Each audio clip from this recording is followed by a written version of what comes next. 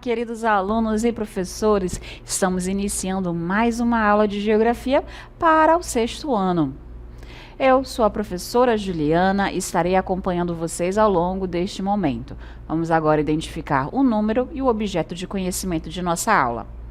Estamos na aula de número 44, com objeto de conhecimento de biodiversidade e ciclo hidrológico, parte 2, com um detalhamento, aquíferos brasileiros e também evapotranspiração da floresta amazônica e rios voadores.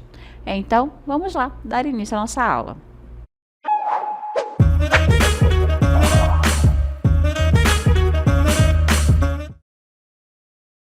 Muito bem, antes da gente falar desses aquíferos, do processo de evapotranspiração que vai ocasionar a formação dos rios voadores, a gente vai dar uma olhadinha aqui no nosso planeta.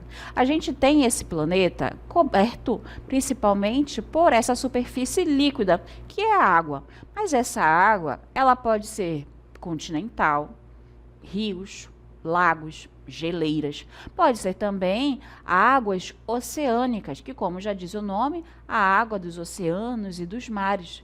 E pode ser também aquela água que está abaixo da superfície terrestre, que são as águas subterrâneas. A aula de hoje a gente vai iniciar trazendo um pouquinho dessas diferenças entre as águas oceânicas, continentais e subterrâneas. Começamos com as águas oceânicas. Temos, então, os nossos oceanos, que vocês já devem conhecer, na qual temos o Oceano Atlântico, localizado aqui, entre o continente americano, o continente africano, e também ali, como a gente pode chamar de Oceano Atlântico Norte, voltado ali para a Europa. Temos ainda o Oceano Pacífico. Lembrando que aqui é nosso planeta Terra, ele foi aberto, como se ele fosse um leque, mas ele é redondinho, como uma bola. Então, esse Oceano Atlântico deste lado é a continuação deste Oceano Pacífico, tá? Então, é o mesmo oceano que a gente vai estar falando. Então, ele vai estar banhando a parte oeste do nosso continente americano e também vai estar banhando ali a parte da Ásia, como a Rússia, a China, Japão, vai também aqui vindo mais para baixo a Oceania com a Austrália, a Nova Zelândia. Entre essa parte da África e o continente asiático, nós temos o Oceano Índico, vamos ter os oceanos glaciais, Antártico, que, como diz o nome, próximo à Antártida, e também o Oceano Glacial Ártico, na porção norte do nosso continente. E aí a gente vê todo esse processo da água, como que a água acaba ocupando a nossa superfície, e a gente vê que a nossa superfície acaba sendo mais líquida do que sólida, né? Porque a gente vai estar vendo aí a cor azul sobressaindo, em destaque, enquanto a cor branca ou um amarelo bem clarinho, não sei como é que vocês estão enxergando a cor, mas para mim está branco. Essa cor, então, ela vai estar representando a parte da superfície terrestre na qual nós conseguiríamos caminhar. Então, nas terras emersas. Aí a gente vê mais o planeta azul do que realmente o nosso planeta com terra em destaque. Mas aí, nessa imagem, nós temos os nossos oceanos em destaque. Ártico, Antártico, Pacífico, Atlântico e Índico. Tá? Na sequência, a gente vai começar a entender mais sobre os mares. O que são mares? A gente fala em mares e oceanos. Tem diferença entre eles? Olha só, os mares, eles são menores em extensão e também possuem uma menor profundidade em relação aos oceanos. Então, os oceanos, eles são abertos, têm uma maior largura e também são muito mais profundos. Os mares vão estar próximos aos continentes, ou ainda na parte interior dos continentes, que a gente vai já falar sobre ele. tá? Esse quem é? Como é que é um mar aberto, um mar interior, um mar fechado? E aí a gente vai ver que isso são as formas que a gente consegue classificar os mares. A gente começa falando dos mares abertos ou mares costeiros, que eles se localizam ao longo, né, da costa. Pode ser a parte do litoral que a gente vai ter do nosso planeta e ainda vão se comunicar diretamente com o oceano. E a gente vai recorrer ao Google Earth para a gente conseguir visualizar essas imagens, tá? Temos agora o Mar da China Oriental em destaque, aonde ela está marcado aí com um pinzinho em amarelo, né? Aí vou dar uma aproximada aqui para vocês enxergarem. E temos então aqui justamente a China, as Coreias, a parte do Japão, mas se vocês observarem, não há terra suficiente que cercou completamente esse mar da China. Então, a Mar da China, ela é considerado um mar aberto. Um outro exemplo que eu trago para vocês é o Mar das Caraíbas ou Mar do Caribe, localizado aqui, né, no continente americano. Também marcado aí com esse pin, esse alfinete em amarelo, o Mar das Caraíbas. Eu aproximo para vocês verem. Então, temos aqui o contato com a parte norte da América do Sul. Então, Venezuela, a gente tem Colômbia. Temos aqui já subindo para a América Central, continental e insular, né, Nicarágua, Honduras, parte de Cuba, República Dominicana. Esses, vocês estão vendo que ela tem contato direto com o Oceano Atlântico. Então, também é um exemplo de mar aberto. E quando é que é, então, mar interior? Os mares interiores, eles vão estar, olha lá, localizados, já diz o nome, na parte interior do continente. Eles vão se comunicar. O que é se comunicar? Eles vão ter uma ligação com os oceanos, tá? Que vai ser através de estreitos ou canais, que é o que a gente vai ver agora. Esse intermédio quer dizer isso, que é através de algo. No caso, através de um estreito, como o Estreito de Gibraltar, ou através de um canal, como o Canal de Suez. Vamos novamente recorrer lá ao Google Earth e agora a gente segue para o Mar Mediterrâneo, que ele está localizado entre a Europa e a África. Ele está marcado aí com a cor vermelha. Vocês vão ver aqui, olha só, ele tem abaixo, né, toda a parte do continente africano. Acima, ele está cercado pelo continente europeu. E ainda tem aqui, né, desse lado, parte do continente asiático. Só que, olha só, parece que ele não está ligado, mas bem aqui nós temos o Estreito de Gibraltar. Olha só, vocês estão vendo que é algo bem pequeno, é uma ligação estreita, né? Por isso que tem esse nome, Estreito de Gibraltar. Então, ele é conectado ao Oceano Atlântico da parte norte, tá? Mas, apesar da ideia de que ele está cercado, não. Mas a gente entende que ele está no interior, por quê? Ele está muito mais cercado do que ele possui abertura, do que ele possui acesso ao oceano, nesse caso, Atlântico. Um outro exemplo é aqui no Mar Vermelho. Olha só, o Mar Vermelho, que ele é essa extensão que vocês estão vendo aí do azul, ele tem aqui para baixo, né, na parte para o sul, a ligação com o Golfo de Aden. Mas também aqui, apesar de parecer que está fechado, nós temos para cá o Canal de Suez, que vai fazer essa ligação com o Mar Mediterrâneo. Ele é bem estreito, bem fino, o Canal de Suez. Eu vou aproximando aqui para vocês e a gente vai começar a fazer uma subida em direção ao Mar Mediterrâneo. Então, olha só, até aqui é o Mar Vermelho.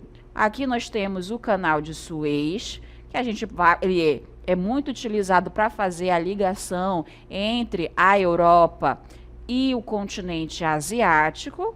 Olha só, Continuamos subindo, tudo isso é a extensão do canal de Suez, que está localizado ali no Egito. E olha só, estamos chegando agora à parte final dele, aonde a gente vai chegar ao Mar Mediterrâneo. Ok? Então, tanto o Mar Mediterrâneo quanto o Mar Vermelho são exemplos de mares de interior, mares interiores. E, por fim, a gente chega aos mares fechados ou mares isolados. Esses vão estar completamente dentro dos continentes. Eles não vão ter comunicação, eles não vão ter ligação aos oceanos. Essa interrupção nessa comunicação, nessa ligação com o oceano, pode ter ocorrido devido às forças das placas tectônicas que separaram o oceano desses mares. E aí, por isso que eles estão completamente isolados. A gente vai para agora 2 exemplos. O Mar Cáspio, que vocês já conseguem visualizar agora. Muito bem, então agora vocês conseguem enxergar o Mar Cáspio e olha como ele está completamente cercado por terra. Ele não tem comunicação nenhuma com o oceano. Então, o Mar Cáspio, e também a gente pode dizer que tecnicamente ele é um grande lago salgado, mas a gente ainda adota o nome para Mar Cáspio. E o último, e talvez o mais conhecido, seja o Mar Morto, localizado entre a Cisjordânia, Israel e Jordânia. O Mar Morto tem a curiosidade de ter uma salinidade muito elevada. Isso faz com que as pessoas não afundem nessas águas. Temos aqui algumas imagens que é interessante vocês saberem, talvez de repente nem sempre você já tiver essa curiosidade. Vocês estão vendo essa parte bem branquinha na imagem? Essa parte traz para vocês o sal, o excesso de sal. A cada ano que se passa, o Mar Morto perde água, então o sal acaba saindo da água e fica bem marcado, principalmente nas partes das bordas desse mar. E isso faz com que diminua, né, o nível de água deste mar. E também outra curiosidade, o Mar Morto ele é considerado uma depressão absoluta. Ele está a mais de 400 metros abaixo do nível do mar.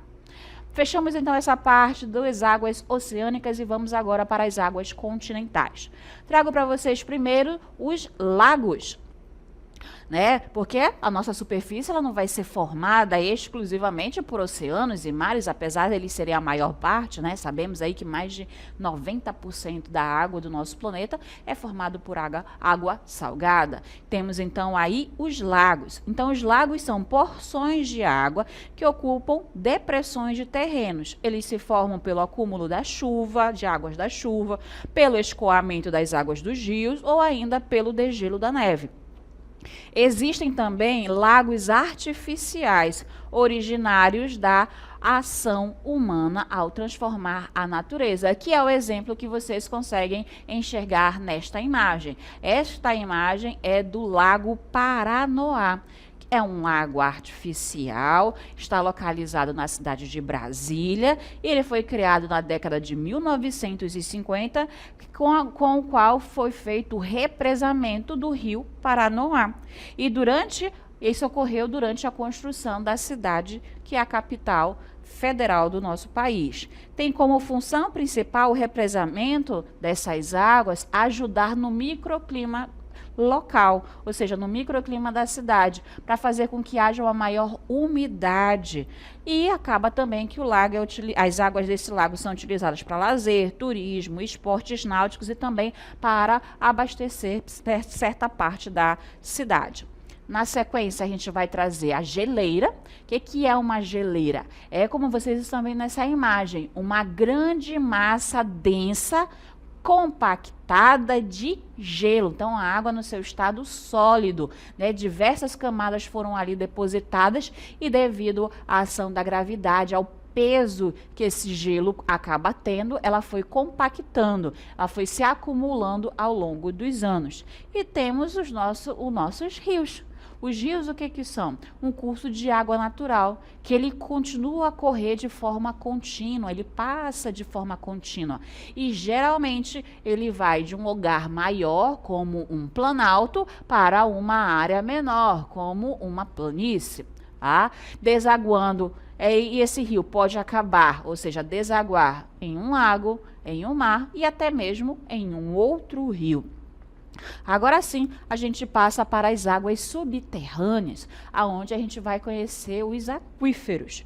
Então, olha só, a água subterrânea é aquela que se encontra armazenada no subsolo, ou seja, abaixo da superfície terrestre, ocupando os poros e fraturas das rochas, tá? E ainda, essa água origina-se primeiramente por causa da infiltração. Vocês lembram do ciclo da água? O ciclo da água é onde vai ter a precipitação, essa água vai cair de volta, vai voltar para a superfície terrestre e ela pode se infiltrar, né, na terra. Só que para a formação dos aquíferos, vocês lembram da percolação, que ela vai percorrendo, penetrando nas camadas mais profundas do solo. E ela vai chegar a passar pelas camadas de rochas. E aí acabam se acumulando entre os poros dessas rochas, formando os aquíferos. Então, o que que são aquíferos? São reservatórios subterrâneos de água, aonde a água se forma, a água fica acumulada em camadas permeáveis do subsolo. É como se o nosso solo fosse uma esponja. Se a gente for colocando água numa esponja, ela vai absorvendo aquela água, até que chega o momento em que tem água demais e a esponja começa a vazar água. Então, é para vocês terem uma noção, tá? Isso é só uma ideia para vocês entenderem como o solo acaba absorvendo a água. E os aquíferos, eles vão ser formados aonde se tem principalmente arenito, calcário ou ainda rochas fraturadas. Esses reservatórios, eles são utilizados, ou eles vão ser abastecidos, no caso, né, pelo processo de infiltração e percolação que ocorre por causa da água da chuva e dos rios. A gente traz o primeiro exemplo de aquífero no Brasil, o aquífero Guarani. Durante muitos anos, ele foi o maior aquífero do mundo. Tá? Ele está localizado aqui na América do Sul, como vocês podem ver nessa imagem de mapa, ele não só está no Brasil, né? Nós temos dentro do Brasil, em Minas Gerais, em São Paulo, Paraná, Santa Catarina, Rio Grande do Sul, mas também está presente nos países do Paraguai, da Argentina e do Uruguai. E aonde ele é localizado? Em camadas mais profundas do subsolo, com grandes extensões e espessuras. Segundo o Serviço Geológico do Brasil, que é a instituição que estuda o nosso solo e subsolo, esse aquífero possui uma área aproximada, olha lá, de 1 milhão de quilômetros quadrados. Ele tem um grande potencial hídrico, que ele já está sendo utilizado principalmente nas áreas mais urbanas, porque ele acaba auxiliando, né, nas atividades econômicas, como indústria, como os agroindustriais e também nas atividades turísticas. E, é claro, ao abastecimento das cidades também. Esse aquífero, ele está nas camadas mais profundas que a gente vai ter, tá? Diferente do Alter do Chão. O Alter do Chão, que é um outro aquífero que temos aqui no Brasil, ele está localizado em camadas mais superficiais. Então, acaba que o Alter do Chão pode correr o risco de ser contaminado. Só que nós temos uma proteção natural, que é a floresta amazônica. Vocês estão vendo aí a localização do aquífero Alter do Chão nos estados do Amazonas, Pará, e também uma pequena parte do estado do Amapá. Então, a gente tem o aquífero Alter do Chão dentro da bacia amazônica. Ele vai ter uma área aproximada de 430 mil quilômetros quadrados e ele já era, porque eu vou dizer já já o porquê ele já era, considerado um dos maiores do mundo, porque ele tem, olha só, 430 mil quilômetros quadrados de área e um volume muito maior do que o Guarani. A gente vai já ver essas maiores informações. O aquífero Alter do Chão foi descoberto que ele não é sozinho. Isso quer dizer que ele faz parte de um sistema ainda muito maior. Esse sistema, nós vamos chamar esse sistema de saga. Olha só o que nós vamos ver agora aqui, que é o sistema aquífero Grande Amazônia. Não é que o aquífero Alter do Chão virou saga. É que o aquífero Alter do Chão faz parte desse sistema aquífero Grande Amazônia. Isso porque em 2013 se descobriu, pesquisadores estudando o aquífero Alter do Chão, descobriu que na verdade ele fazia parte de um sistema de diversos aquíferos. Tá, ok? Que, como eu já falei para vocês, está localizado no Amapá, Pará e Amazonas, em terras brasileiras. Mas o sistema Grande Amazônia, ele está em outros países, além do Brasil, Colômbia, Equador e Peru. Tá? E aí foram os pesquisadores que, estudando aquela água, aquele sistema, acabaram descobrindo esse saga. O saga, sim, é o maior aquífero do planeta até este momento. Ele tem de reservas hídricas estimadas mais de 162 mil quilômetros cúbicos de água. E ele vai envolver 4 bacias hidrográficas. A bacia do rio Acre, a do rio Solimões, a do rio Amazonas e também a do rio Marajó. Totalizando dentro do Brasil 1.300.000 quilômetros de área, quadrados de área. Vai estar localizado em camadas mais superficiais se a gente for comparar com o aquífero Guarani. Aqui nós temos, então, a localização dos dois aquíferos. Em azul, temos, então, o Alter do Chão e, em verde, o que é, então, a extensão do sistema Grande Amazônia, aquífero Grande Amazônia. Aqui, mais abaixo do mapa, na parte mais sul, a gente vai ter o aquífero Guarani. Então, vocês podem ver que o tamanho é superior, né, do sistema Grande Amazônia em comparação ao aquífero Guarani. Sendo que a diferença principal entre eles é no volume de água, até porque o Grande Amazônia ele poderia abastecer a população mundial por muitos anos, tá? Mas a principal diferença entre eles é que o Guarani está em camadas mais profundas, enquanto o aquífero Alter do Chão, com os Grande Amazônia, está localizado em camadas mais superficiais do nosso planeta. Para que a gente consiga compreender mais essa ideia de águas subterrâneas, trouxemos para vocês um vídeo da Agência Nacional de Águas daqui do Brasil, que vai explicar para vocês mais essa ideia do que é água subterrânea e o que são os aquíferos. Acompanhem.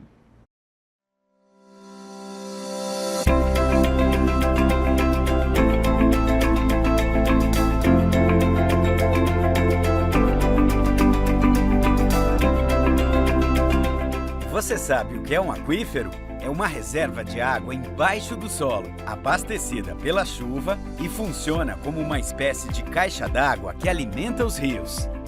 No período de chuvas, a água escoa pela terra e se deposita nesses reservatórios. Depois, eles liberam a água que vai abastecer os rios, principalmente na época da seca.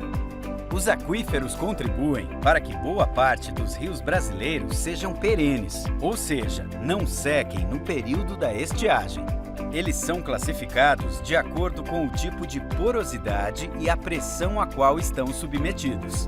Os aquíferos livres alimentam diretamente os rios e são mais sensíveis à poluição, enquanto os confinados estão mais protegidos. Mas nesse último caso, a circulação da água é muito lenta e as reservas podem levar milhares de anos para serem repostas. Por isso é tão importante a gestão consciente do uso e ocupação do solo nos espaços urbanos e rurais. Muitas construções, pavimentações de terrenos e práticas agrícolas inadequadas reduzem a absorção da água que abastece os aquíferos. Outra preocupação é com a poluição. Como as águas dos aquíferos escoam mais lentamente que as dos rios, elas são também bem mais difíceis de serem despoluídas. Em muitas regiões do Brasil, é dos aquíferos que é retirada a água para abastecimento. Por isso, é fundamental gerenciar o volume de água que pode ser utilizada. Somente o órgão gestor de recursos hídricos do seu estado pode dar autorização para construir poços e a outorga para fazer uso da água. Alguns dos maiores aquíferos do mundo estão no Brasil, como o Guarani e o Amazonas. O trabalho da Agência Nacional de Águas em relação às águas subterrâneas é elaborar estudos dos aquíferos, fornecendo dados e informações para a gestão integrada e sustentável dos recursos hídricos. Quanto mais proteção para os aquíferos, maior segurança para as nossas reservas hídricas. Acesse o site da ANA e saiba mais. Muito bem, então aí a gente fecha essa parte da água subterrânea com esse vídeo. Vocês puderam ver também que vão existir diferentes tipos de aquíferos, e isso vai corresponder também ao tipo de rocha. Se é uma rocha sedimentar, se é uma rocha cristalina, também vai fazer com que haja diferença entre esses tipos de aquíferos. Vamos agora falar do processo de evapotranspiração que ocorre na floresta amazônica. Temos então que a evapotranspiração ela vai fazer duas coisas, dois processos. A gente tem a evaporação e também temos a transpiração. Ou seja, a evapotranspiração ela vai ser essa combinação entre evaporação da água do solo e dos rios e também com a transpiração das plantas. Vocês estão vendo nessa imagem uma ideia do ciclo hidrológico com essa ideia da evapotranspiração. Então, temos aqui o Sol. O Sol, ele está irradiando a sua luz solar. As plantas vão transpirar, olha só aqui essas setinhas, indicam essa transpiração das plantas que faz com que a planta acabe, né, soltando também a água na atmosfera. A chuva, ao cair na superfície terrestre e ir para os rios, lagos, ela também vai evaporar, ela também volta, né, para a atmosfera. Essa água, vocês lembram, esse vapor vai ser condensado nas nuvens, mas vai chegar o momento em que essa nuvem vai atingir o seu máximo e vai fazer com que chova, ou seja, vai retornar essa água para a superfície terrestre, na forma de água líquida, na forma de cristais de gelo como a neve, na forma de pedras de gelo como o granizo. Então vocês vão ver que essa evapotranspiração, ela é muito importante porque ela vai alimentar a própria floresta amazônica. Por isso que ela é um processo fundamental para o ciclo hidrológico da nossa floresta, ok? Seguindo, a gente vai verificar mais algumas das ideias por que ele é importante para a floresta amazônica. Essa grande quantidade de água evaporada e também de transpirada por causa da vegetação, ela vai ter como papel realizar o equilíbrio hídrico da região. Então, devido à presença dessa vegetação, da abundância dos nossos rios, a nossa umidade é maior da região e acaba então que chove mais na região da floresta amazônica justamente pela presença dela.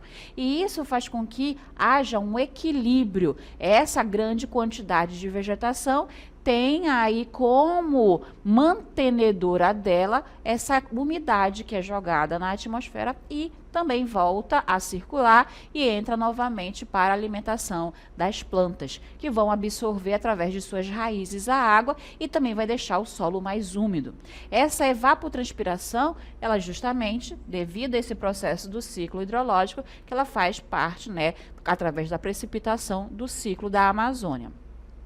A gente tem aqui, agora para vocês compreenderem, uma ideia que tenta representar para vocês os rios voadores com esse processo da evapotranspiração. Então, olha só, aqui na cena 1, no Oceano Atlântico, produz-se uma evaporação, porque são as águas do oceano que vão evaporar. E ele vai formar nuvens. Essas nuvens vão vão caminhar, vamos assim dizer, para diversos lugares. Mas quem é que vai comandar para onde as nuvens vão? O vento. Então, os ventos também vão vir em direção ao continente.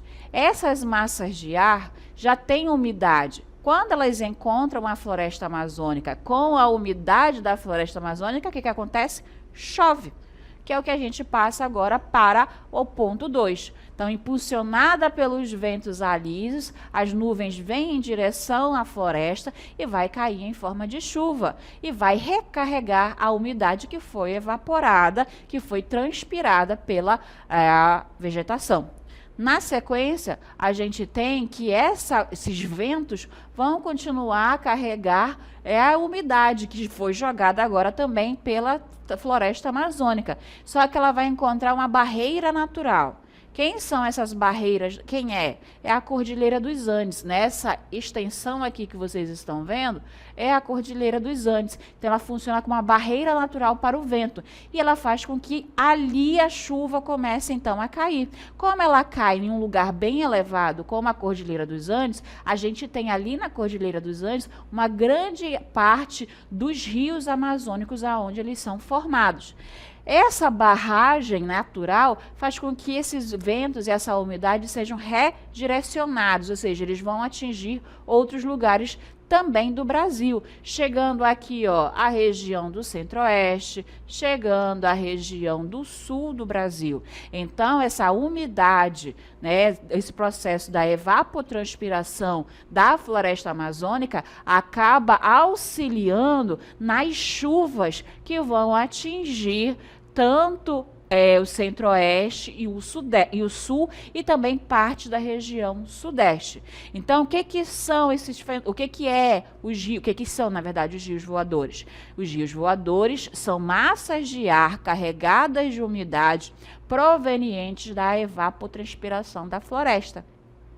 Esses rios voadores se deslocam da Amazônia, como a gente viu nessas imagens, para outras regiões. E isso faz com que aumente, ou seja, há uma influência na pluviosidade, um aumento de chuvas. E ele é essencial para a manutenção do ciclo hidrológico, do ciclo da água, não apenas na Amazônia, mas também em outras áreas, como a gente viu, da região do Centro-Oeste e Sul do nosso país, tá bom? Essas foram, então, as principais informações que eu tinha a trazer para vocês quanto à evapotranspiração e também os aquíferos brasileiros. Aqui finalizamos a nossa aula de geografia.